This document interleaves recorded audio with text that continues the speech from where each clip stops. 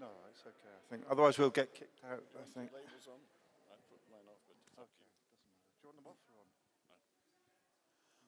on? Okay. Okay. Well, Brian, hello, and welcome to this interview. What a pleasure to interview you after the fantastic conference we've just had here in Helsinki, which, of course, Finland is dear to your heart. So it's wonderful to be here. And we'll just introduce ourselves for the video. Yeah. I'm Alf Gillham. I'm on the EC committee, and we have.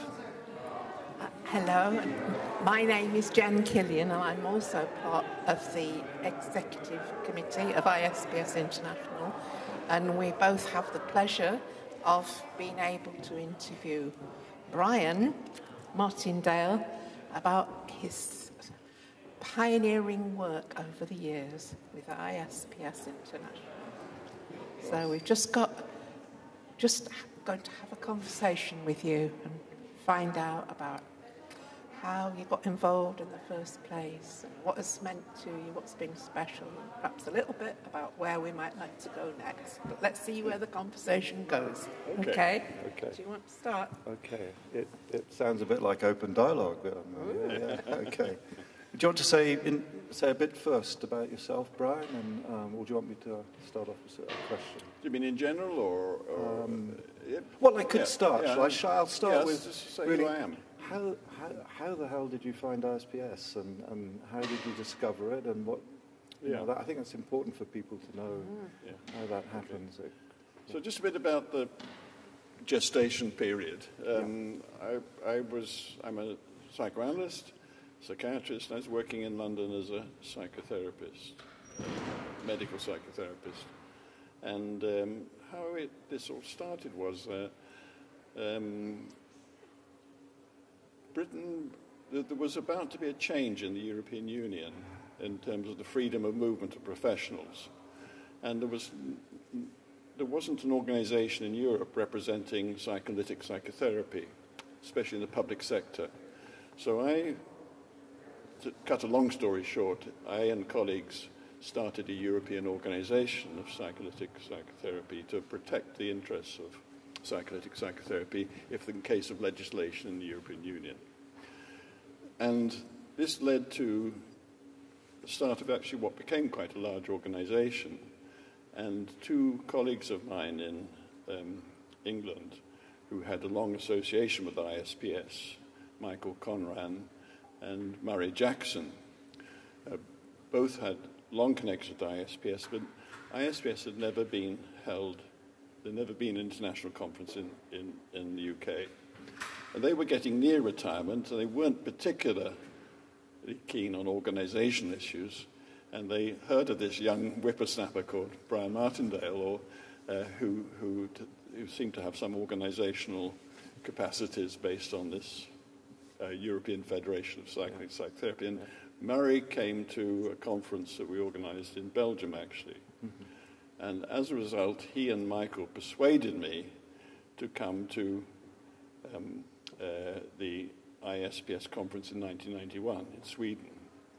At that time, we almost had, in the clinic in which I was working, almost a sort of metaphorical label on the door that we didn't work with people who had psychotic experiences.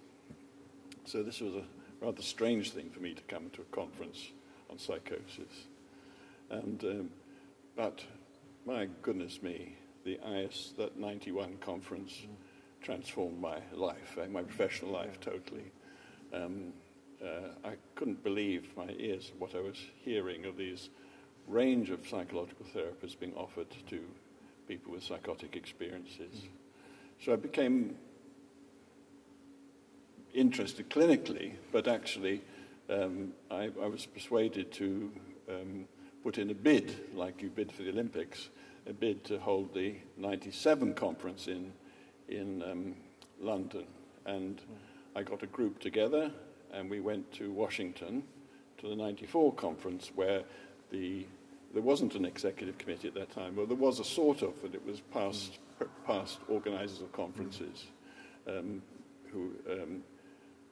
and they agreed with our proposal to host the 97 conference in London. So that's the beginnings. Okay, so that's how you came to be involved in ISPS. Yeah. Had you heard about it beforehand, before you started working with Murray Jackson and people? Had you heard about I it? had some severely troubled people that I got some supervision from Murray Jackson. Yeah. But from 94 onwards, because I was on what was the sort of executive at that time, so which was Eero Alonen, Johan Kullberg, David Feinsilver, who's been mentioned today, and Louis Silver, and Andre Ugelstad from Norway, and Pierre-Marie Furlan from Italy. So I met and got to know Alonen and Kullberg. And what amazes me was the Scandinavian presence. It was quite powerful, as well as the American presence. Where that you were meeting, in terms of ISPS yes, absolutely. membership. Yeah, they had a long history in Scandinavia of working together. There were various research projects that, and I got to know Alanen's work very well. I became really good friends with Alonen and Johan Kullberg. And I believe people came over from the UK to help teach a little bit in the early days, did they? Murray? No. Not really? Occasionally. After 97, we had our own UK chapter, and I would invite Johan Kullberg to come and Jan Olav and other people to come and be an international speaker. Yeah. So after the conference, you set up the UK chapter. Yeah. And do you remember roughly how long ago that was? Well, it was following on.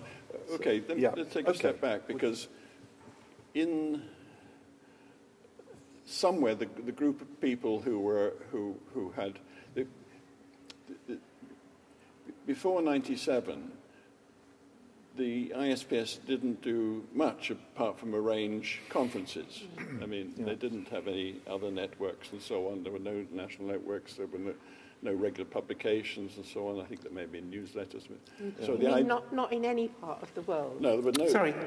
So none of the, and this would be in about 97.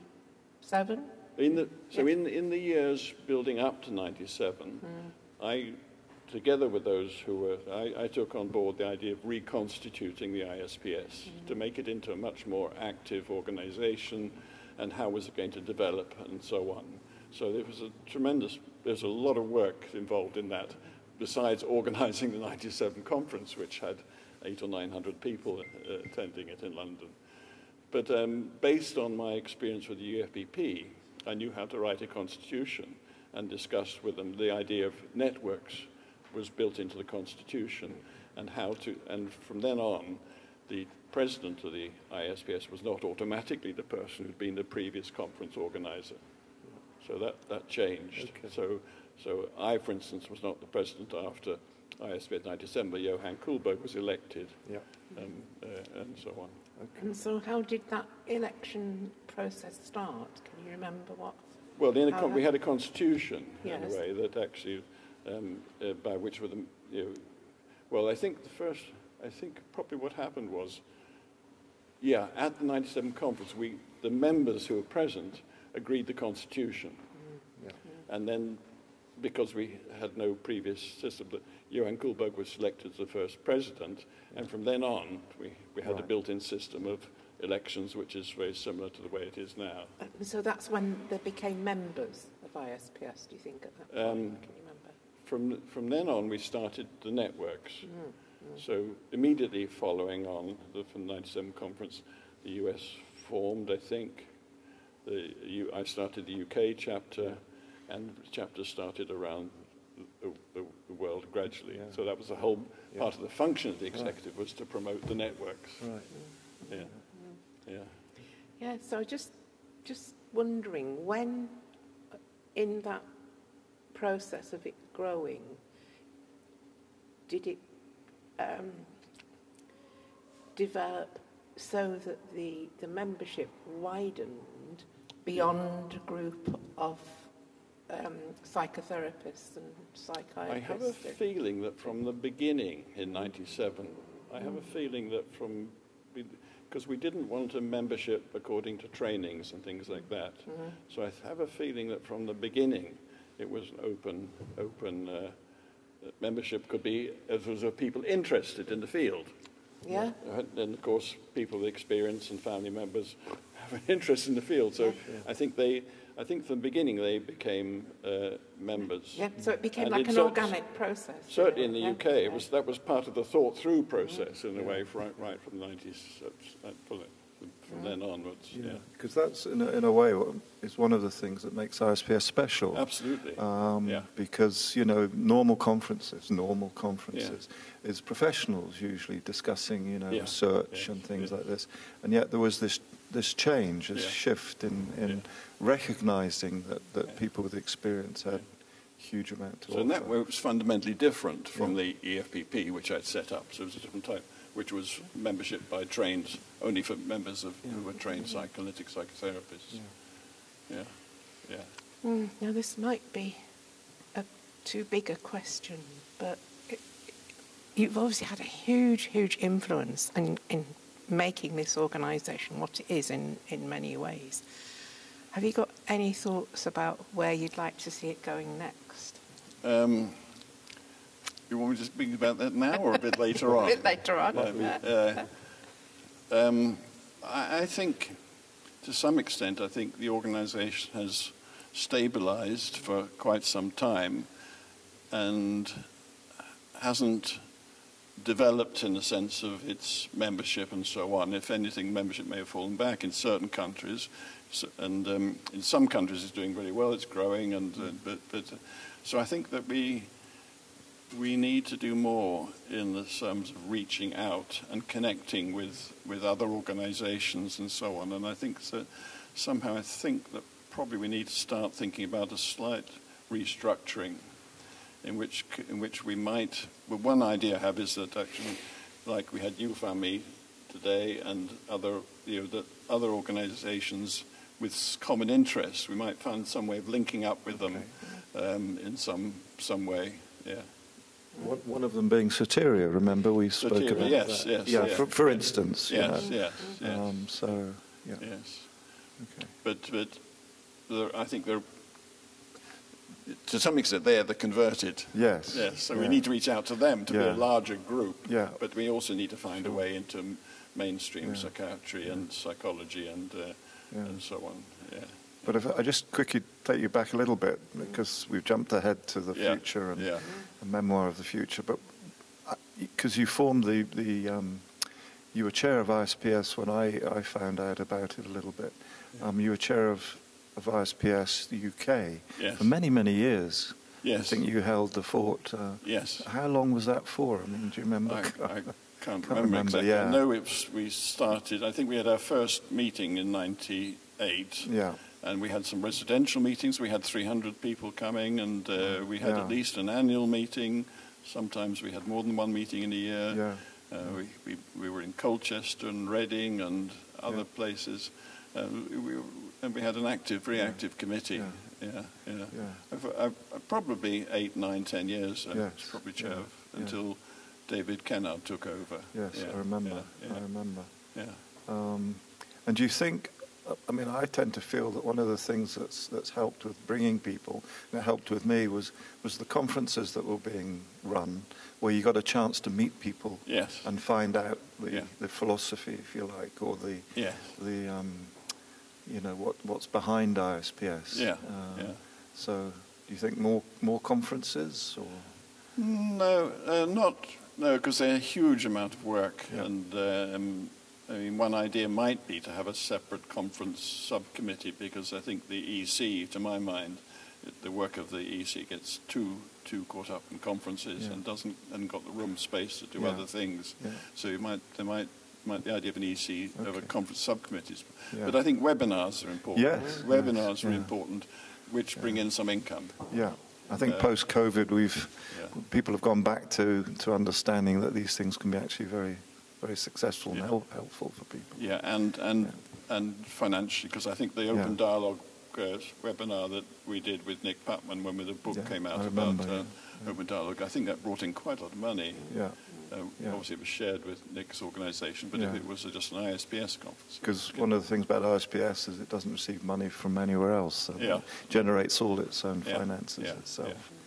So, Yeah, and I guess webinars are a way of involving people who can't necessarily afford to come to conferences. Yes. Because not everyone can. Have a sliding fee. Absolutely. Yeah. I mean, one thing, just changing subject, one thing I just want to emphasise in Stacey Loss is that, as I said, before I came to Stockholm, the 91 conference, I had no clinical experience of psychosis. But I was so fired up that I started to work with people with psychosis experience.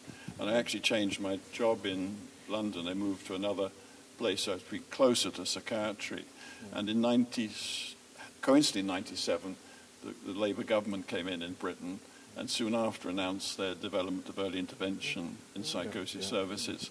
And after a few years, I changed my career to become a general psychiatrist to an early intervention psychosis team. So I was working without any contact with psychosis. I was working full-time with psychosis. So do you think that something changed in those years that somehow allowed people to start to realise there was something that could be done to help people with psychosis other than medication or with... There was a group of people in Britain who leaned on the Labour government and became quite influential. There was that's a long story, but not to go into. But there was a group of people, professionals, and people with David Shire's family experience and so on. They put pressure on the Labour government who were looking for areas of development. And that's quite interesting, because one of the things that came through in the conference a little bit today was the importance of some political connection with things. If we're going to comment, because sometimes quite a lot of these things relate to what's going on in society and how we influence that. So do you think that might be a way forward a little bit? We definitely have to work politically. Or fine. Yes. That means linking with people in ISPS who've got political skills and so on, and political contacts and so on. Yeah, and I've noticed that today there have been questions that are focused on that at our conference today, and I guess that how do you think that the best way of doing that is? Not easy. Well, I think the first thing, it has to be clear part of our strategy. First, it has to be an idea that it has to be part of a major undertaking, and then we have to think through how to do it. And I think what Norman Sartori said today about looking for opportunities. And so I don't think you can plan ahead. To some extent, you have to look out for opportunities and have the right people lined up, ready to go. In different countries, it'll be piecemeal. It'll be one country. Things will move. Just to jump back again, I'm just remembering the things I wanted to ask you. Was about the sort of people from ISPS that inspired you, and who were the people that, because you made this change career-wise, because you were inspired by what happened in Stockholm. So who were the people that you met and what happened? The people who had the biggest impact on me were Yrjö Aalinen and Johan Kuhlberg and Bent Rosenbaum, too, not so much organisationally bent, but clinically. And so they were the three Scandinavians who had most impact on me. I helped Yrjö Aalinen with his book, so I got really familiar with the need adapted, and I would visit Johan Kuhlberg, and both of them I became close friends, actually. And an additional fact was I had a Finnish wife. So I was coming to Finland quite a lot. You felt at home. Yeah. Which you've just reminded me, of course, is that you've been the editor of the book series of ISPS, which has been a huge success. And you put a huge amount of work into that. Yeah, that was my idea, actually. I produced a book, or edited a book, after the 97 conference. And then I realised we needed a series in a way. There was plenty of room for it. So I initiated the contract with Routledge, which hasn't worked out as well as it might have done. But I think I may have been editor series out of the first 10 or so books, yes, I think. Yes, and the publications are still coming. You know, it's a very productive source. It's been really quite inspiring for a lot of people, I think. So clinically, I was also working with groups and individuals with psychotic, and then when the early intervention movement, then I really started to work with families. So I really found that extremely valuable, working with families, and I learned so much from working with families, and took that into the service, and so seeing the wider picture of what's happening. And in terms of results, outcomes, gauging the family from the first, from the moment of contact, that really made a huge impression on me. And then, of course, I gradually got to know about open dialogue, which is actually an extension of Ira Allanen's work. Okay. And as Jen sort of was trying to sort of say, where do you think things are going to go in terms of trying to work with psychosis? I mean, even though the services are under great pressure, and the number of people seeking mental health help has vastly increased, and the governments are going to have to find a way of addressing that, I feel that, and that makes me feel that's depressing, because I hear that the quality of services, because of the service is so inundated at the moment, that's worrying. But on the more positive side, I do think that the user and family involvement is making is helping make a huge difference. I think they can be very influential when stories come out, and it's not just psychiatrists I think who need to say, but I think that I really do think it's going to make a huge help, especially when they complain about, they really have to find their voice complaining about existing services. I think it's really important that you've said that. But also, at conferences like this, we often hear about initiatives that are peer-led and family-led. And I'm just wondering how you think they can sometimes make a difference when things are difficult in mainstream services. Oh yes, I mean what Russell was talking about, making sure that peer involvement was a crucial part of open dialogue was really important. I think the results of that, if hopefully those results are positive, that will have a huge impact, not only in Britain. And the other thing I would say is that I think what came up in the meeting yesterday, I think it was, about those countries who got good trainings for staff can have peer membership. What Benton's doing in Copenhagen, and the Norwegians doing.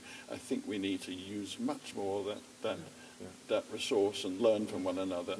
I think that's really important. It sort of highlights a sort of who is it that knows. You know, that before it was it was always the professional that knew, and now the professional's learning from the person with lived experience and from families, gradually learning. But he's learning from what works. As Norman Sartori said today, it's actually where things have actually changed, behaviours have changed. So where trainings are actually happening over some years, and people got that experience and so on, or where open dialogue is a tucked away in a little part of Western Lapland, but people got to know about it, and then learning it actually works. It works because the clients are telling us it works. Absolutely. It's sort of, and it's clients and the research. And the researchers, sure, who take it politically forward. Research includes the voices of those who've experienced it. Was this more you want to say just now, Jen, or do you want to? All I want to say is, I think in the time we've been sitting here, I feel we've covered a huge amount of ground, and I feel very privileged to be part of this conversation, and it feels like sort of the history of the past. How many years? 30 years? Probably, we're talking about?